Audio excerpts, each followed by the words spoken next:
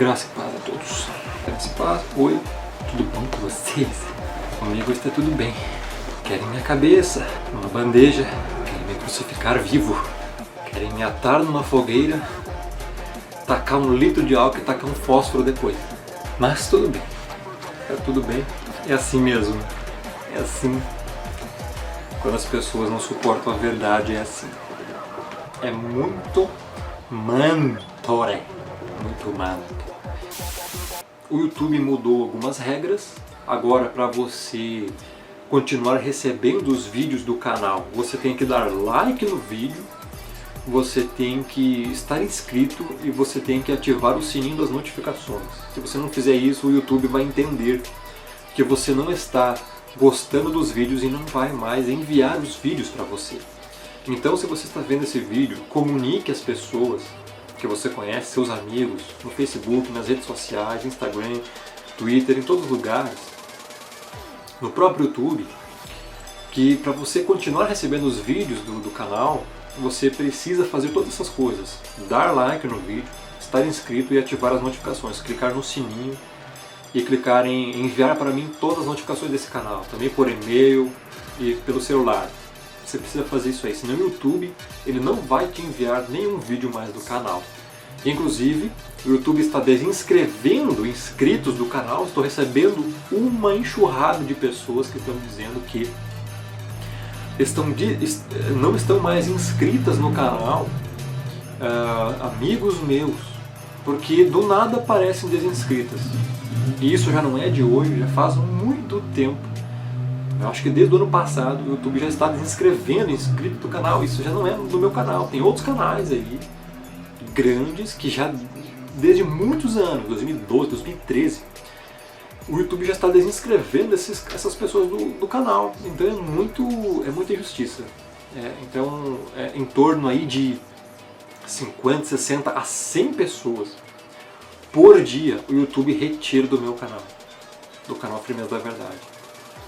Então tá bem complicado. O canal já era para estar muito maior se não fosse essas regras. Muito mais pessoas estariam sendo edificadas com o conteúdo dos vídeos se não fosse isso aí. Infelizmente é assim, virou uma mídia manipulada. A gente só pode agora continuar lutando aí conforme dá. Lembrem-se que tem que dar like nos vídeos, tem que se inscrever e ativar o sininho de notificação. Não estou aqui pedindo seguidores, para esclarecer.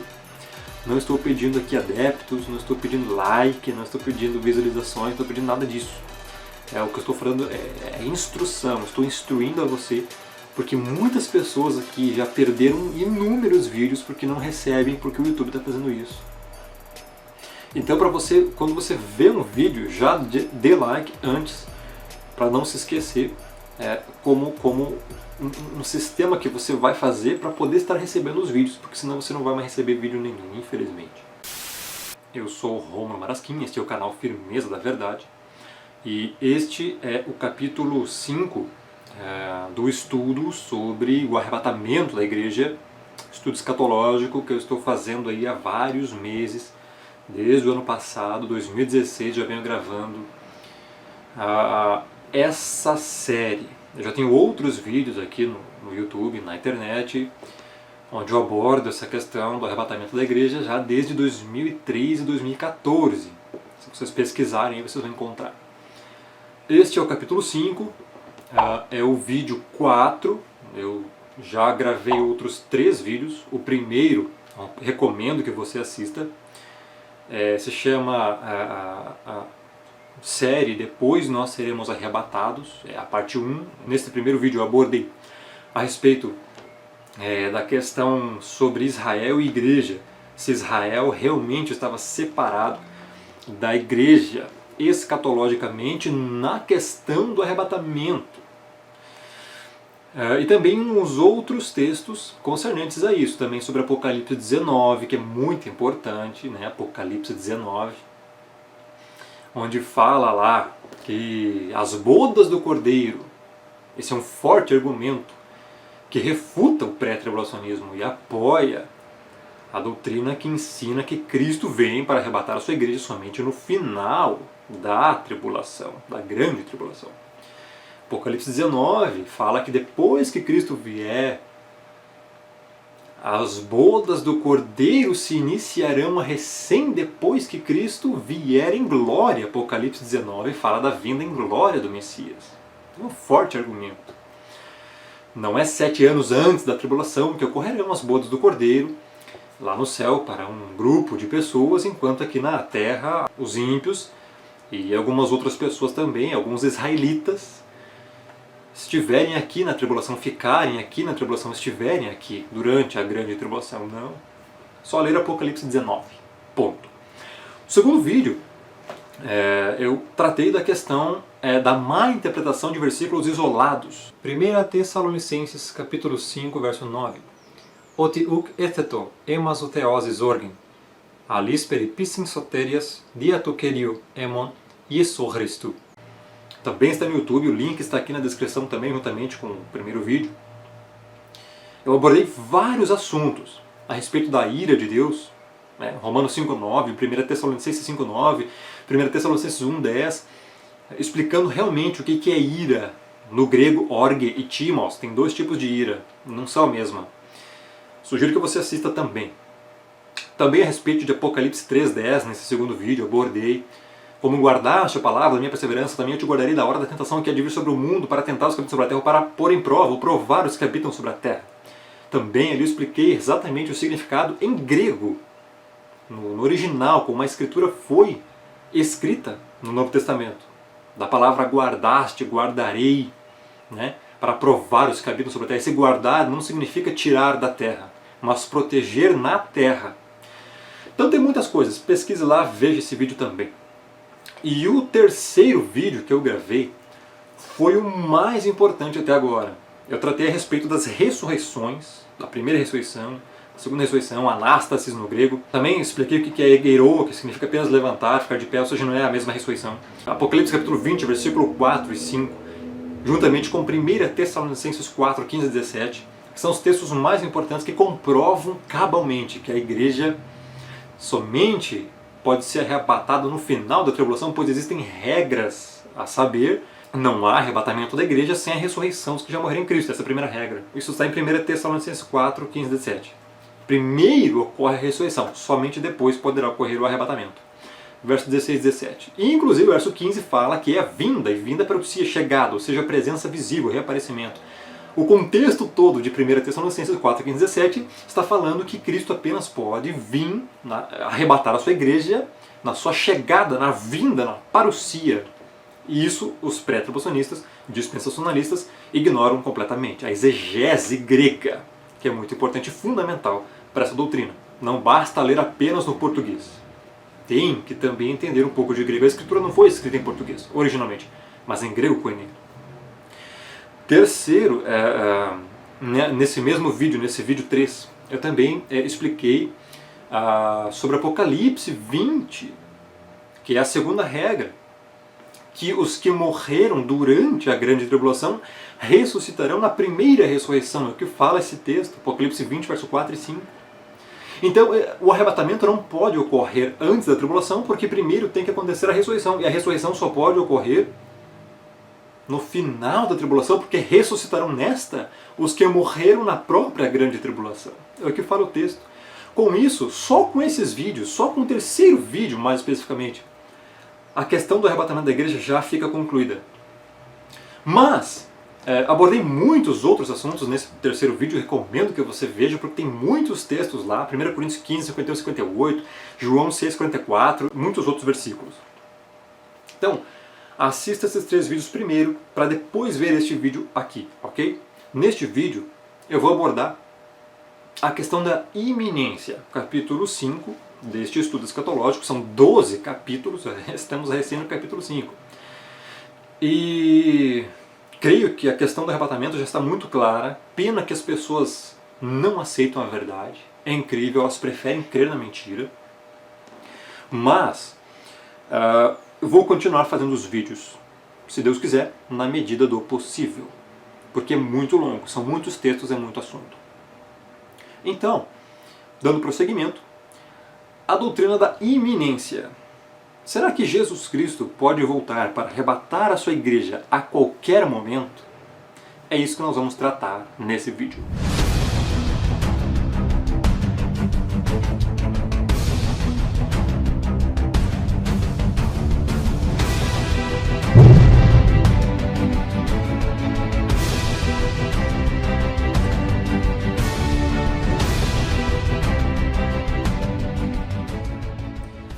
Temos observado que a iminência da volta de Jesus constitui-se um dos principais sustentáculos de afirmação dentro do modelo pré-tribulacionista. De acordo com o dicionário, iminente significa aquilo que está para vir, que ameaça acontecer brevemente, que está em via de efetivação imediata ou muito próxima. A base central do raciocínio pré-tribulacionista é que nenhum evento específico precisa ocorrer antes do arrebatamento, já que aqueles que deveriam ocorrer já tiveram lugar, colocando o arrebatamento como um evento que pode concretizar-se a qualquer momento, já em nossos próprios dias. Para que você tenha uma visão mais abrangente do assunto, analisaremos detalhadamente as principais passagens em questão, com o objetivo de mostrar que realmente, num determinado momento no futuro, a vinda do Senhor, a parousia, o arrebatamento, estão ligados esses dois eventos, será iminente. Porém, a iminência atual dessa vinda, tal qual ensinada pelo pré-tribulacionismo, não encontra suficiente respaldo bíblico, como veremos a seguir. Algumas bases pré-tribulacionistas para sustentar a iminência, a volta de Jesus e o arrebatamento da igreja. Mas daquele dia e hora ninguém sabe, nem os anjos do céu, nem o Filho, senão o Pai. Portanto, vigiai, porque não sabeis em que dia vem o vosso Senhor. Mas considerai isto: se o pai de família soubesse a que hora viria o ladrão, vigiaria e não deixaria que fosse arrombada a sua casa. Por isso, ficai vós também apercebidos, porque a hora em que não cuidais, o Filho do Homem virá. Mateus 24, 36, 42 a 44. Esta é uma das principais passagens usadas no modelo pré-tribulacionista para afirmar que o arrebatamento pode ocorrer a qualquer momento. Realmente, tomados fora do seu contexto, esses versos aparentam ensinar isso. Mas preste muita atenção, só aparentam. O problema desse raciocínio pré-tribulacionista, no entanto, é que o contexto nos mostra que Jesus estava falando da sua vinda, parousia, em glória e vista por todo o mundo, e não de uma hipotética vinda não mencionada em seu sermão profético, uma vinda invisível, ou uma vinda muito rápida que só os salvos verão. Não é isso que o texto está dizendo. De acordo com o próprio Mestre, a única vinda descrita detalhadamente em seu sermão no Monte das Oliveiras ocorrerá logo após a grande tribulação. Está em Mateus 24, 29 a 31.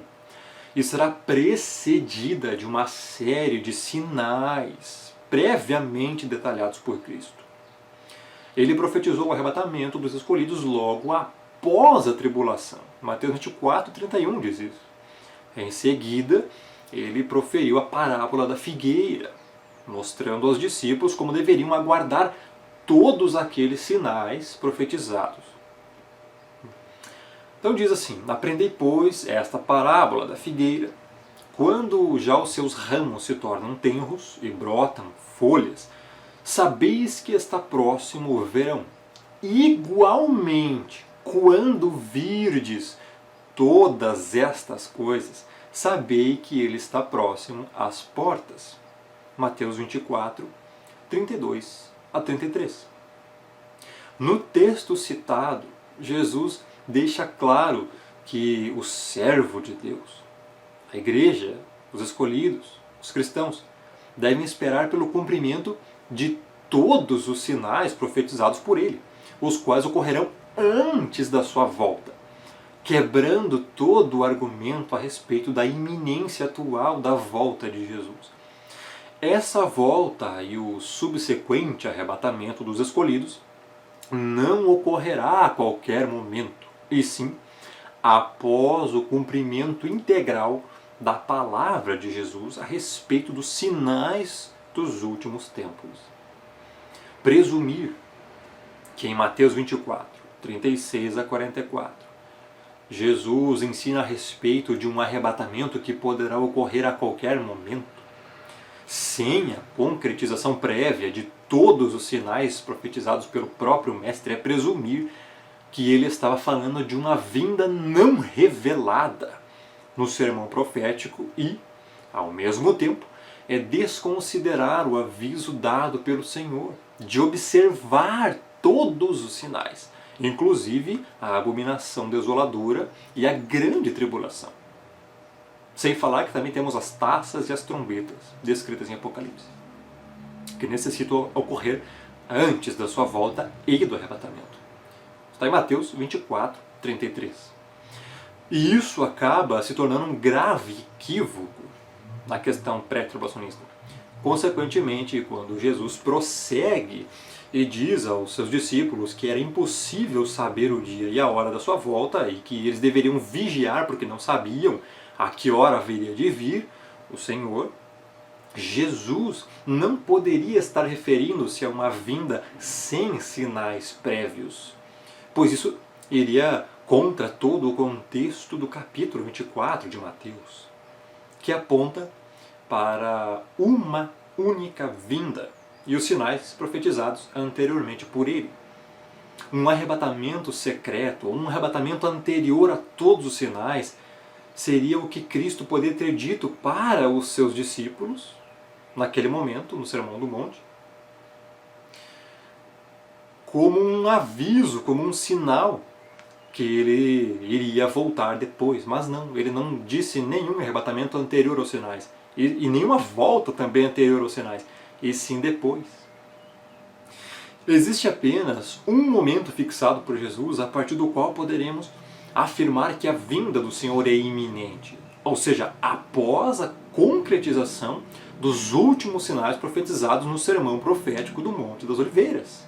O único momento em que Jesus ensina aos seus discípulos a esperarem uma vinda iminente está no versículo 33, quando, após o cumprimento de todos os sinais que serão vistos e vividos pelos fiéis, então somente a partir desse momento a sua vinda estará próxima às portas.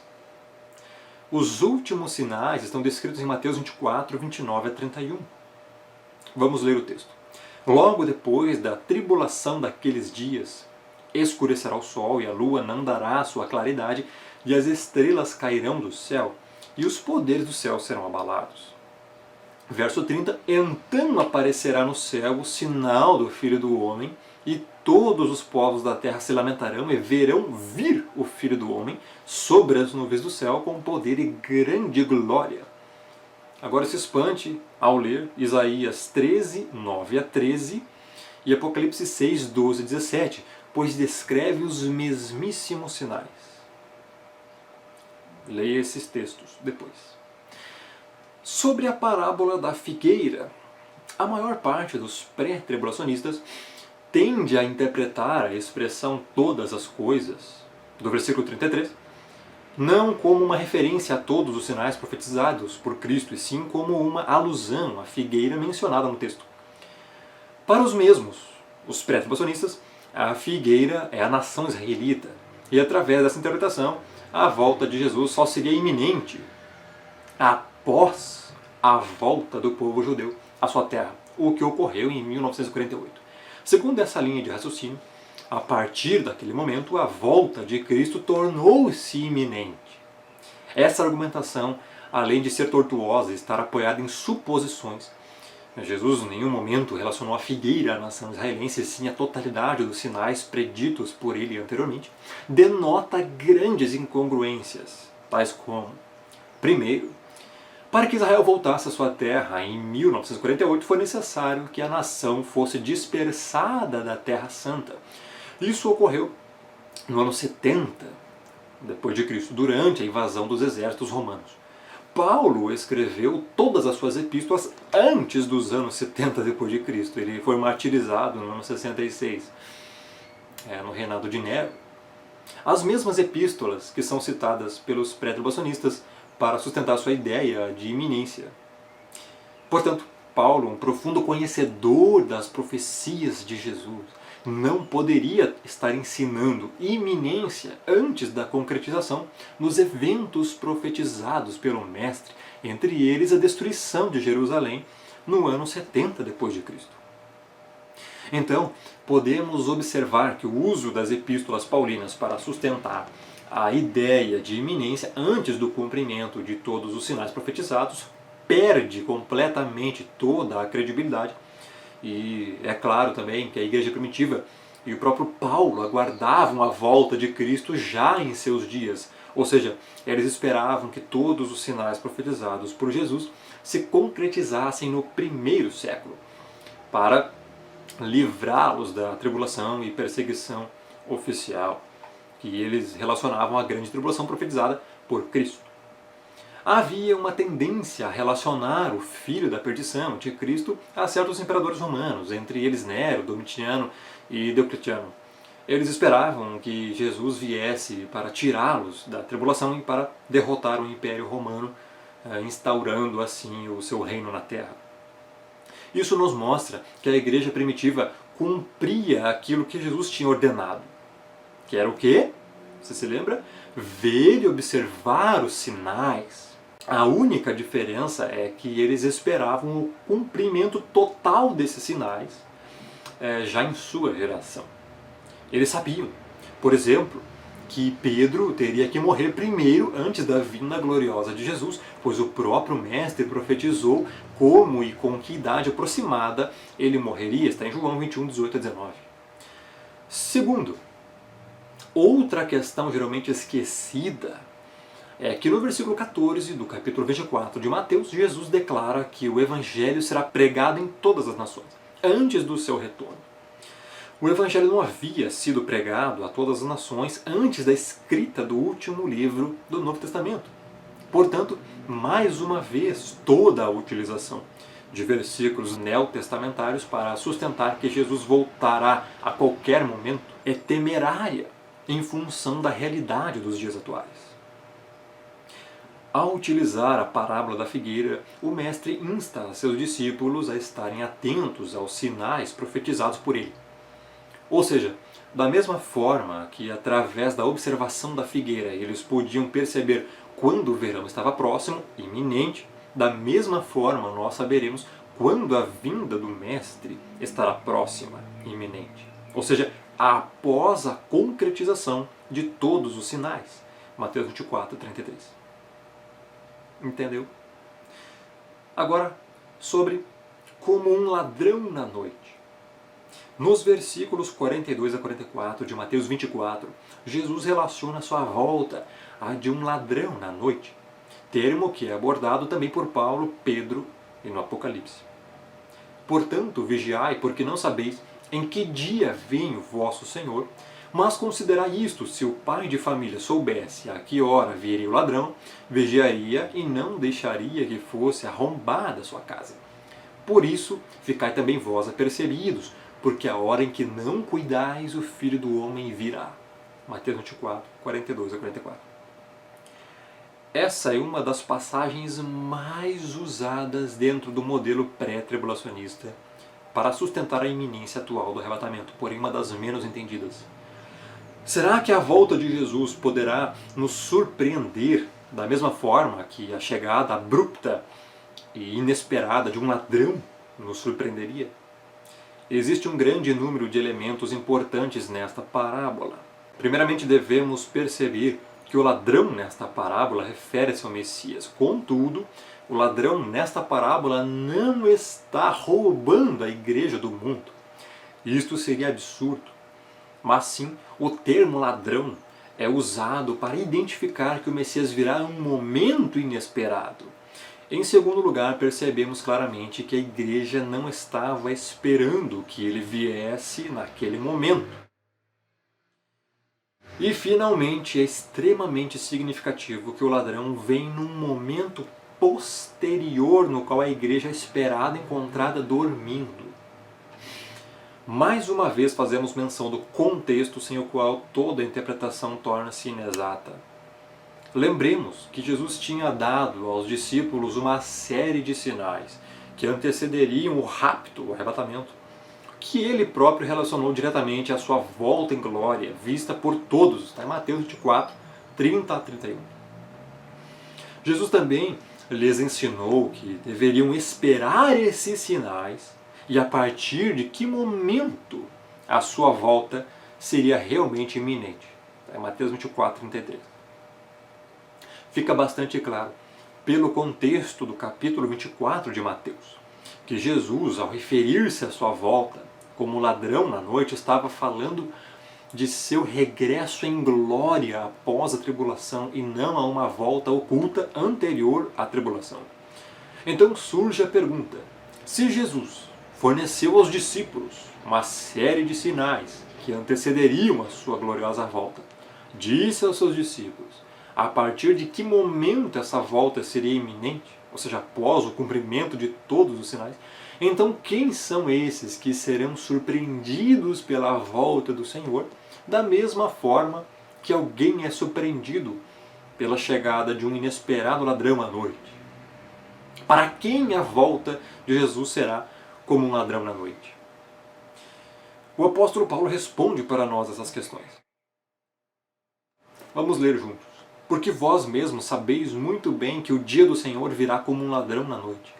Mas vós, irmãos, cristãos, eleitos, salvos, já não estáis em trevas, para que aquele dia vos surpreenda como um ladrão. 1 Tessalonicenses 5, 2 a 4. A incoerência mais marcante no raciocínio pré-tribulacionista ligado a essa passagem está relacionada à gritante deturpação do sentido que Paulo quer ensinar aos irmãos em Tessalônica.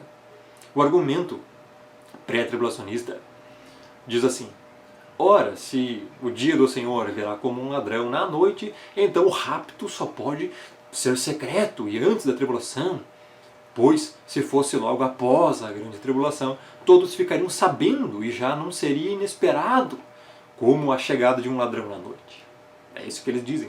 Esse argumento talvez possa ser sob a ótica humana presumível. Porém, à luz do que é ensinado no próprio contexto por Paulo e no que é revelado no Apocalipse, tal argumento é totalmente antibíblico. Porque vós, irmãos, já não estáis em trevas para que aquele dia vos surpreenda como um ladrão. Versículo 4. Jesus virá como um ladrão na noite para aqueles que não esperam a sua vinda. Vou repetir. Jesus virá como um ladrão na noite para aqueles que não esperam a sua vinda. Para os ímpios, mesmo em meio à grande tribulação, os homens em geral optarão por seguir os enganos satânicos sendo ludibriados pela besta. Está em 2 Tessalonicenses 2, 9 a 10, Apocalipse 16, 9 e outros textos da Escritura. Para o cristão, que deve estar atento para os sinais profetizados pelo Mestre, o arrebatamento não pode ser comparado à chegada abrupta de um ladrão à noite. Até porque essa comparação não condiz com o relacionamento existente entre a igreja e o seu noivo, Cristo. Jesus é o Senhor da igreja. E o arrebatamento será o encontro glorioso entre a igreja e Jesus. Tem um cachorro latindo e ele está atrapalhando a gravação. Eu mereço. Tem que ter. Sempre alguém tem que atrapalhar, senão não é um vídeo meu. É incrível. Pai, por favor, me ajuda. Faça eles ficarem quietos. Eu não posso sair daqui. Jesus amado.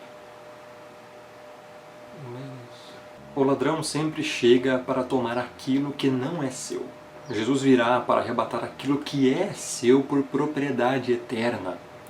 Os verdadeiros servos de Deus não estão em trevas para serem surpreendidos naquele dia. Nós já fomos iluminados por Jesus a respeito de todos os sinais e sabemos a partir de que momento a sua chegada estará próxima, às portas, após o cumprimento cabal de todos os sinais profetizados pelo Mestre. Está em Mateus 24, 33. A revelação apocalíptica deixa claro que, mesmo em meio à grande tribulação, e até mesmo nos momentos finais dela, os ímpios não atentarão para a proximidade da vinda do Senhor, fazendo com que todo argumento pré-tribulacionista referente à necessidade de que os eventos ocorram antes da tribulação para surpreender as pessoas caia por terra. É só ler Apocalipse 9, 20 e 21 e 16, 10 e 11 para saber isso. Os homens só se lamentarão e chorarão amargamente diante da sua condenação iminente quando virem ocorrer os sinais cósmicos que antecedem a gloriosa vinda de Jesus. É Mateus 24, 30, Apocalipse 1, 7 e 6, 12 a 17. Os últimos sinais. O conceito de iminência antes do cumprimento dos sinais não é novo. Paulo, na segunda carta aos Tessalonicenses, capítulo 2, verso 1 a 3, escrita no ano 52 depois de Cristo aproximadamente, corrige esse grande erro e nos fornece mais detalhes sobre eventos que ocorrerão antes da volta de Jesus e da nossa reunião com Ele, o arrebatamento. Esses versículos nos ensinam verdades fundamentais que anulam de uma vez por todas os conceitos de iminência da forma como são colocados no pré-tribulacionismo. Primeiro, de acordo com o texto, 2 fatos devem ocorrer antes da volta de Cristo e a nossa reunião com Ele, o arrebatamento. Primeiro, a apostasia, que é um desvio do Evangelho, um abandono da verdade. A pessoa não quer mais ouvir a verdade, ela virou um apóstata. E a manifestação do homem do pecado, que é o anticristo. Ambos sinais tinham sido profetizados anos antes por Jesus no Monte das Oliveiras, na mesma ordem. Está em Mateus 24, 9 a 15. Fica claro que Paulo estava citando em sua carta os mesmos sinais profetizados pelo Senhor 20 anos atrás, mostrando assim que todo o ensino que defendesse a iminência da volta do Senhor antes da concretização desses sinais deveria ser frontalmente rejeitado no seio da igreja. Segundo, Paulo, ao referir-se ao dia do Senhor, não está falando da totalidade do período tribulacional, e sim ao que os seus interlocutores conheciam e as Escrituras descrevem como o dia do Senhor, o glorioso dia em que o Messias voltará como rei para destruir os inimigos do povo de Deus e instaurar o seu reino de justiça. Está em Joel 2, 1 a 32, Zacarias 14, 1 a 22, Isaías 13, 9 a 13.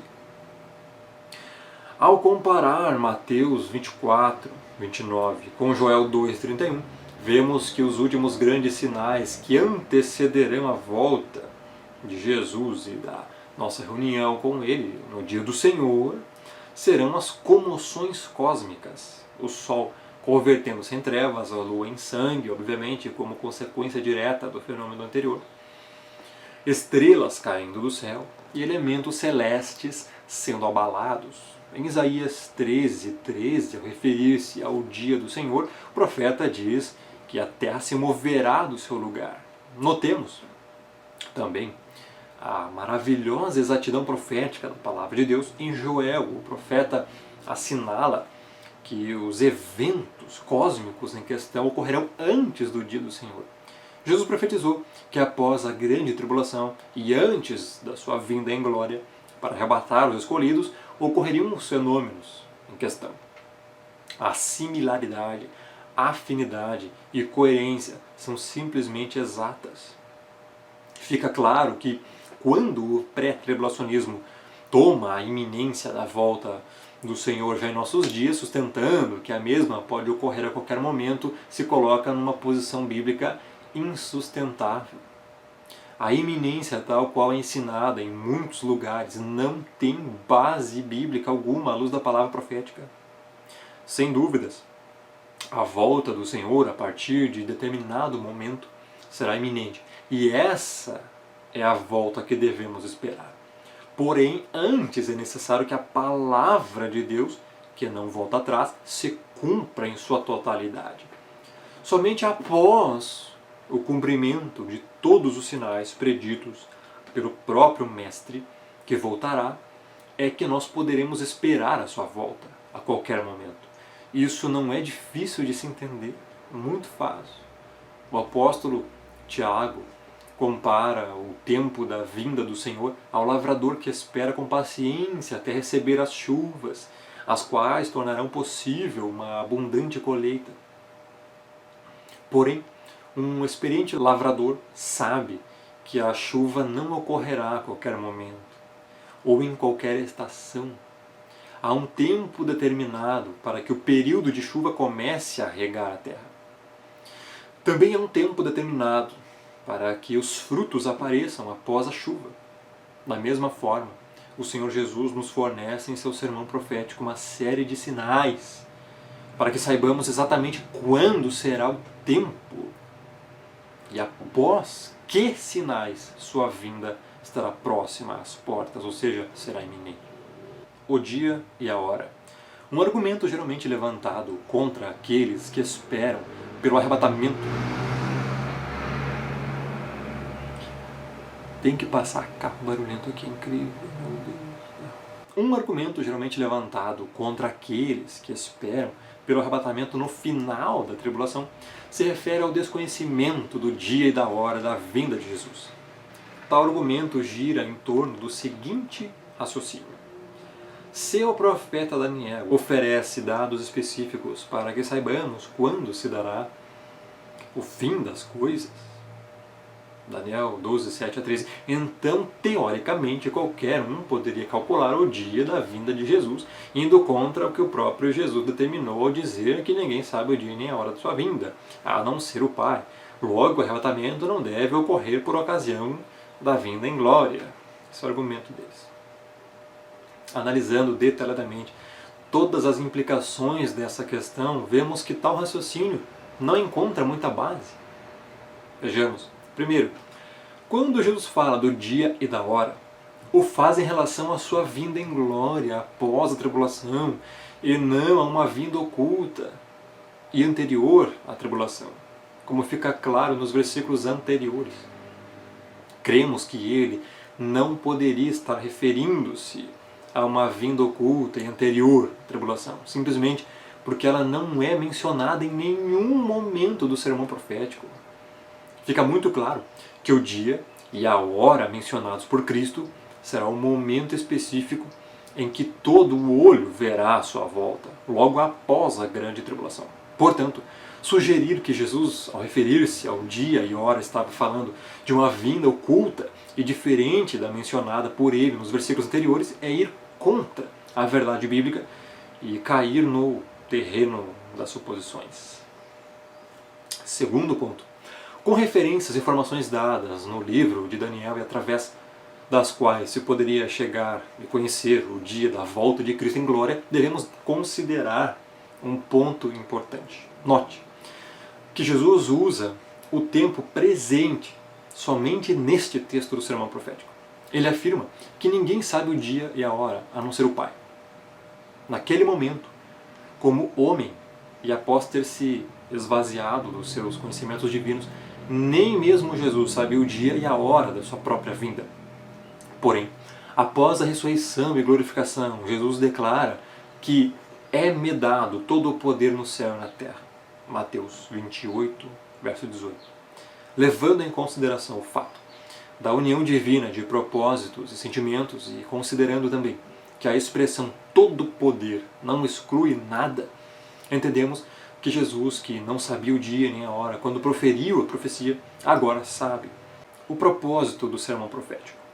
Como já comentamos, o cuidado que Jesus teve em reunir seus discípulos, e a partir de uma singela pergunta deles, Mateus 24, 3, explanar os principais sinais que ocorreriam entre aquela geração e o fim, visa trazer luz aos servos do Senhor em meio dos tempos e séculos. Jesus sabia muito bem que aqueles discípulos que estavam ouvindo com atenção as suas palavras não viveriam o tempo do fim, ou os anos imediatamente anteriores à sua volta. Muitos sinais foram profetizados e deixados para a igreja nos últimos tempos.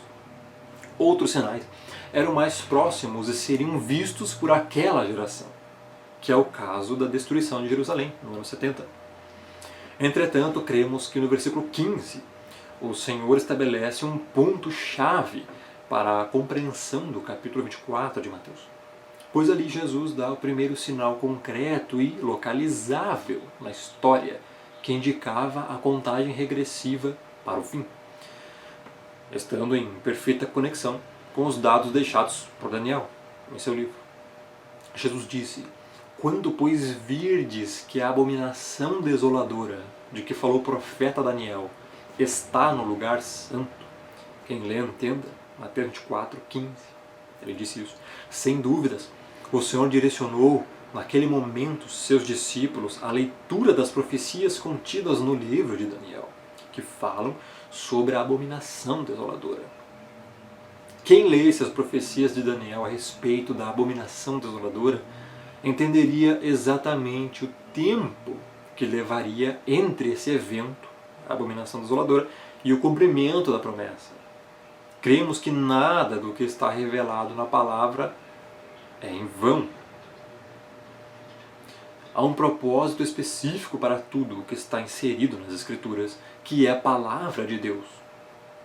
Consequentemente, entendemos que os preciosos dados revelados pelo Espírito a Daniel são importantes para aqueles que viverem os momentos próximos à abominação desoladora, ou seja, o momento da revelação do Anticristo e o começo da grande tribulação.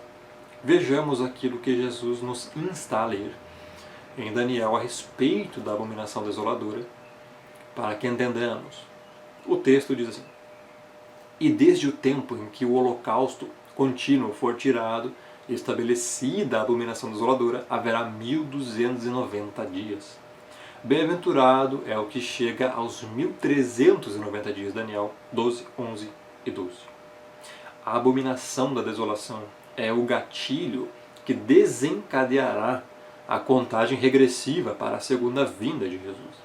Em Daniel 12, 10 diz: muitos serão purificados e embranquecidos e provados, mas os ímpios procederão impiamente. E nenhum dos ímpios entenderá, mas os sábios entenderão. Logo após são oferecidos os dados referentes aos anos entre a abominação e o cumprimento de todas as coisas. Fica claro então que os sábios entenderão todas as consequências proféticas a partir do momento da abominação desoladora. Entre elas, a maior e mais maravilhosa de todas as consequências proféticas, a restauração de todas as coisas. Atos 1, 6 a 7. Porém, apesar da possibilidade profética de cálculo para aqueles que virem a abominação da desolação e puderem calcular os dias a partir desse evento maligno, devemos tecer algumas considerações que nos fazem presumir a grande dificuldade que haverá para efetuar esse cálculo com precisão. Primeiro, em Mateus 24, 22, Jesus declara que os dias da grande tribulação serão abreviados. Cremos que neste versículo o mestre usou uma expressão literal e não simplesmente figurativa. O profeta Isaías, ao escrever sobre o dia do Senhor e os fenômenos que ocorreriam naquele dia, profetizou que a terra se moverá do seu lugar, Isaías 13:13. Segundo, em determinado momento da grande tribulação, os homens já não verão mais o sol em sua totalidade, nem a lua com toda a sua clareza, Mateus 24, 29. Esse é o último grande sinal deixado por Cristo, que antecederá a sua volta e o arrebatamento. Com a impossibilidade de vislumbrar o sol e a lua, fato aliado à abreviação dos dias de uma forma não uniforme, se tornará praticamente impossível calcular através da simples observação a duração de um dia. Terceiro, em Daniel 7:25, o profeta declara que o anticristo cuidará em mudar os tempos e a lei. Provavelmente a forma de contagem do tempo e os diversos calendários atualmente existentes sejam unificados pelo sistema da besta, dificultando mais uma vez possíveis cálculos no período tribulacional. Quarto, durante a tribulação, os verdadeiros cristãos, ao não aceitarem dobrar-se ante o sistema da besta e ao não possuírem a sua marca de identificação, mesmo estando atentos aos sinais deixados por Cristo, terão enormes dificuldades em acompanhar os fatos internacionais e os últimos acontecimentos globais, pois terão que sobreviver em locais inóspitos e não terão acesso à mídia, que sem dúvida estará sob o domínio e manipulação da besta. Ou seja, as pessoas talvez não terão como saber que dia estão vivendo, que mês estão vivendo ou até que ano estarão vivendo. Esse será o período da grande tribulação, onde as pessoas não terão a luz do sol em sua totalidade, não saberão muito bem que dia estarão vivendo. Por isso que se tornará iminente, mas apenas no final da tribulação. Nos últimos momentos, ali será iminente a volta de Cristo, mas não antes. Quinto, o prazo de 1335 dias, citado em Daniel 12:12, pode não se referir ao momento do arrebatamento da igreja, mas um evento posterior, se formos coerentes com o contexto de Daniel, que parece referir-se à restauração do reino de Israel, indicando o reinado de Cristo e da igreja a começar pelo milênio, isso segundo a ótica e premissa pré-milenista. Segundo este prisma, esse momento começará quando o Senhor pousar seus pés no Monte das Oliveiras.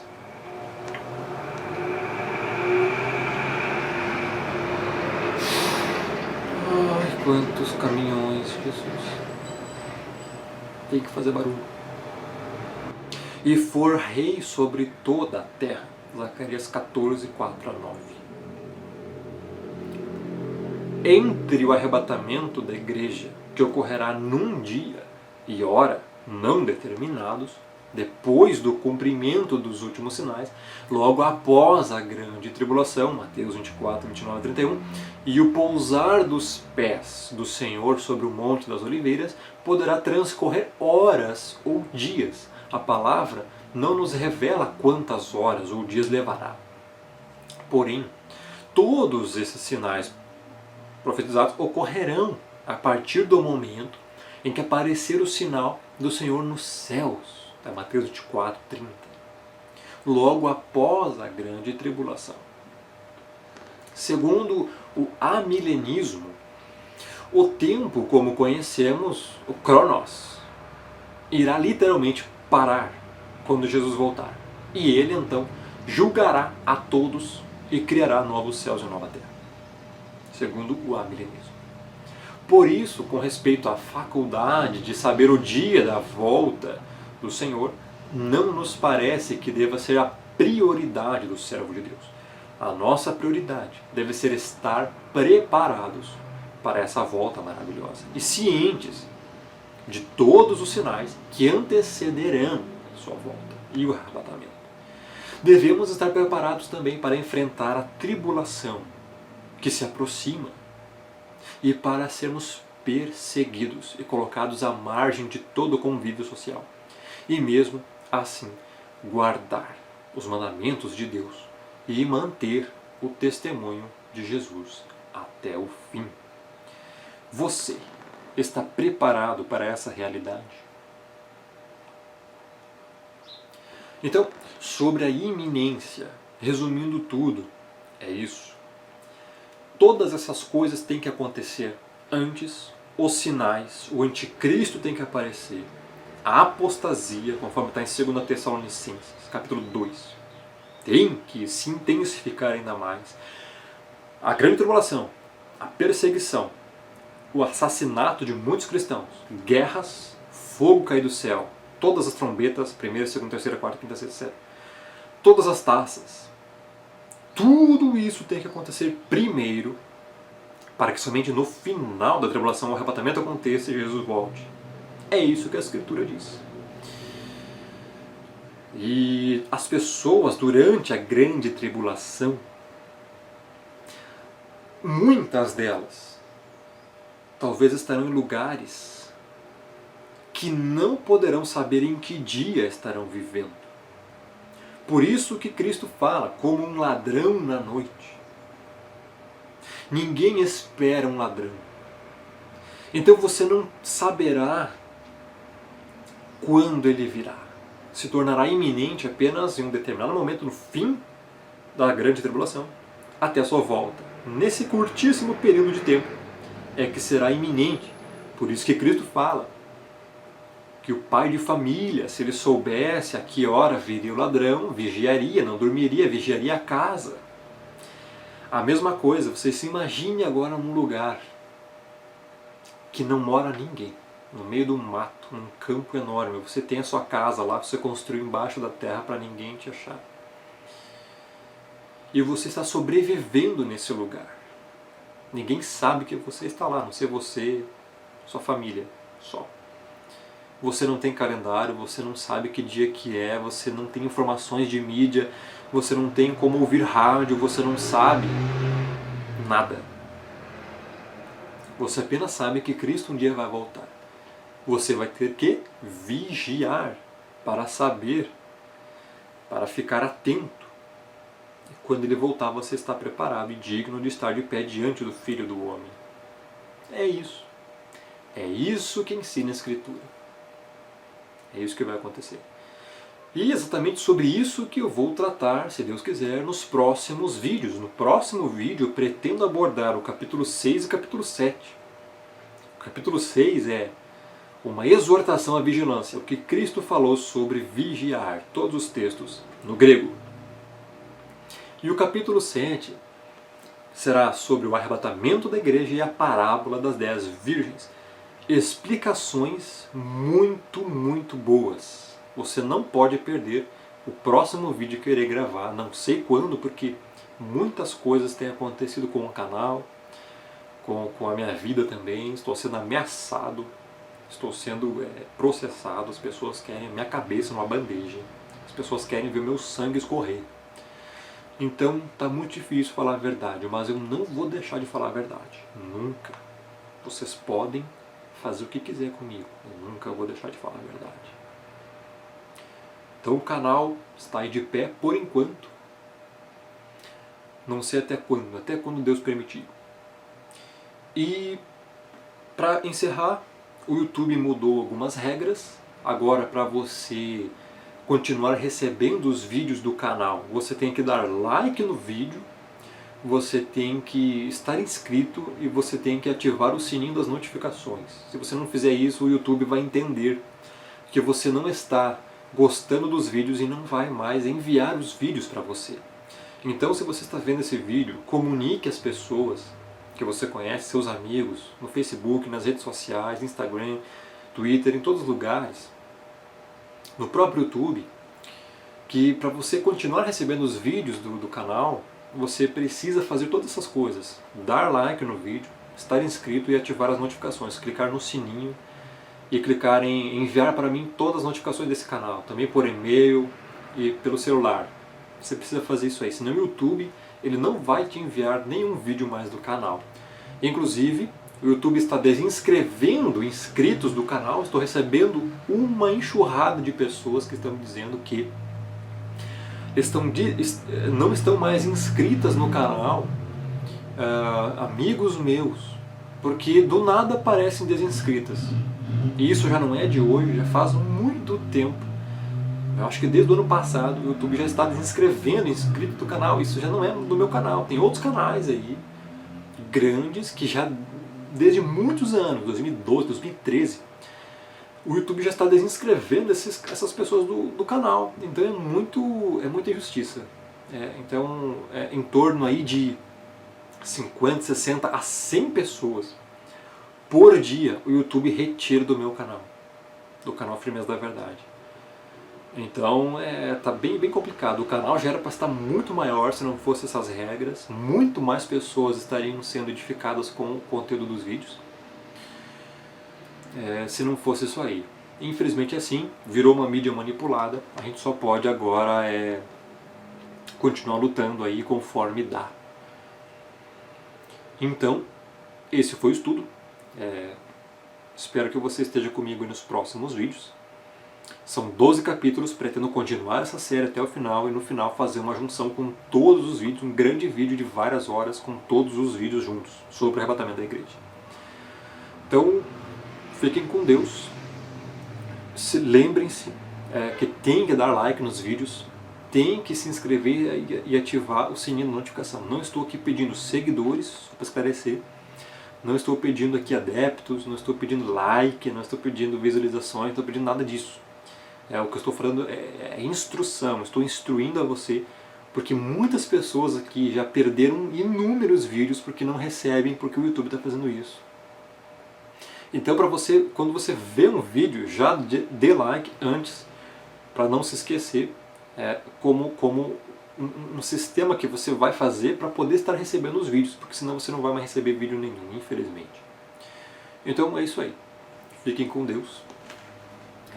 Que o Eterno esteja dentro de você. I don't ever slow up, no I don't take shit. I got no love for the fakeness. If you wanna play tough and wanna hate this, I'll always show up. I don't ever slow up, no I don't take shit. I got no love for the fakeness. If you wanna play tough and wanna hate this, I'll always show up.